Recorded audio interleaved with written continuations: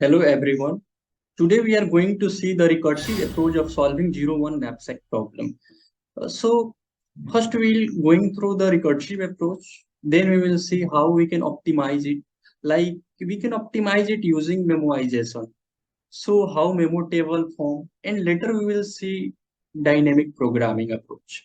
So in DP approach, various things will be changed and it will be more optimized, and there is less possibility or no possibility of a stack overflow since we will not use recursion at all. So we all are familiar with the recursion, and once again I will memorize everyone that recursion is nothing but solving a problem by solving the same problem on a smaller input. So today we're going to see 0-1 knapsack. So first of all, we need to know what is knapsack.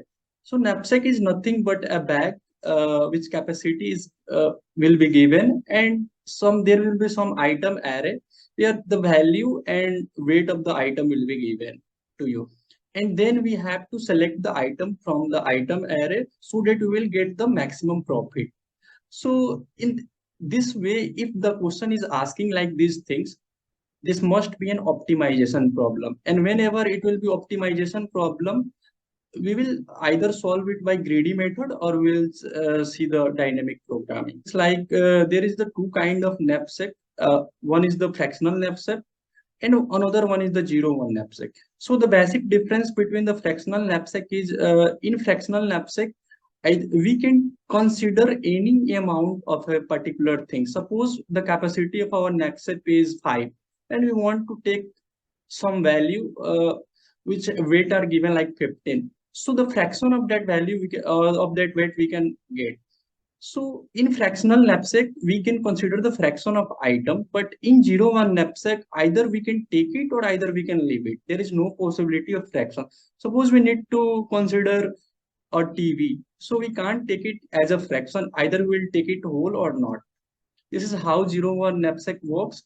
And this is a kind of optimization problem. So today we're gonna see recursive approach.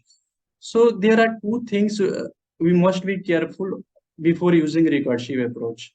First of all, the choice diagram, and one of the most important things, base condition. So base condition is actually what it do, like it stop the recursion where we need to stop it, it will tell us. So to think about the base condition, first we know that what is the extreme or minimum possible value of valid input. So base condition is nothing but a minimum valid input. So in this way, we will going to see that. So here we have item array is given and capacity of knapsack bag is also given. So we will look after that the what is the maximum possible weight we will consider into our knapsack bag so that we will get maximum profit. Again, a optimization problem. So first we are creating a function and passing parameter like weight array, value array, and the capacity of W is the capacity of knapsack bag, and N is the size of item array. So to first we need to know about the base case before solving any problem of recursion, and also the choice diagram. So our choice diagram is that either we will consider that item into our bag or either we will not consider it. So there is two cases. Suppose the item we are considering is having weight greater than the capacity of knapsack. So there will be only one choice. Like we don't need to consider that and skip that item. But if the weight what we are taking into our knapsack is less than or equal to the capacity of knapsack, then what we will do? We have two possibilities. Either we will take it or not take it. And the maximum whatever it will come into our knapsack bag. So first write the base condition. So base condition is nothing but think of the smallest valid input. So what is the smallest valid input here? Either our knapsack bag capacity is 0, so write it here. Or what can be other possibilities? Like if we don't have any value inside the item array, that is size of item array is 0, or capacity of knapsack bag is 0. In this case, we will return 0. This is our base condition. But what happened when we considering the item having weight less than equal to the capacity of our bag? So our capacity of bag is W. We have two possibilities. So I am writing both the option. First, we will take it, and then we will not take it. So if we will take it, then we will add it to our bag first. And again call the function call, like it is the recursion call. I'm calling it. And what change we need to make here? Like weight is not gonna change, value is not gonna change since weight and value is our array, but the capacity of knapsack will be decreases. Like if we are consider the value, then the capacity will decrease by what? W minus weight n minus. Like weight of the item, what we considered is we need to subtract it after putting it into our knapsack, because we don't our capacity of knapsack will get reduced, and we don't need to check it out, so we'll reduce our n as well. And what is the second option? We are not taking it. So if you are not taking it, then what happened? Weight will remain same, value will remain same.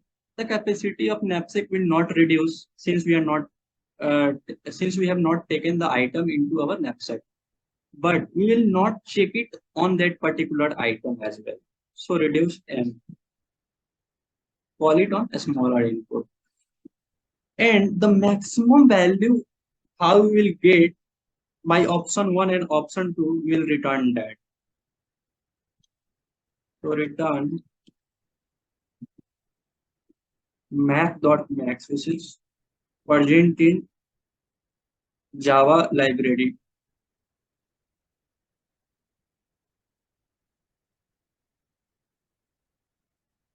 So maximum of both will return.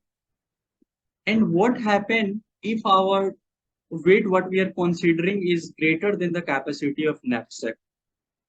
We will simply not consider it, or if you are not consider it, we are not going to add value to it. Call the knapsack bag on the smaller input n minus 1.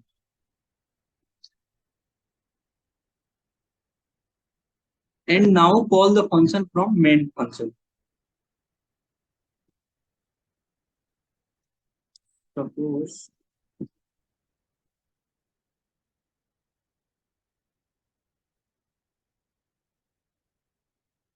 so, let's run our code and see what happens.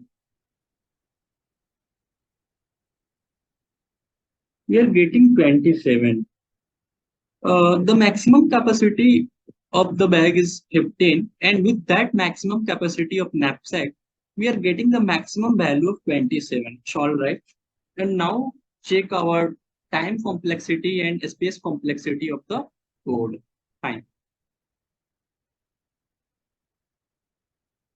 So talking about the space and time complexity of recursive call, so here we are again having two options. Either we will take it or not take it.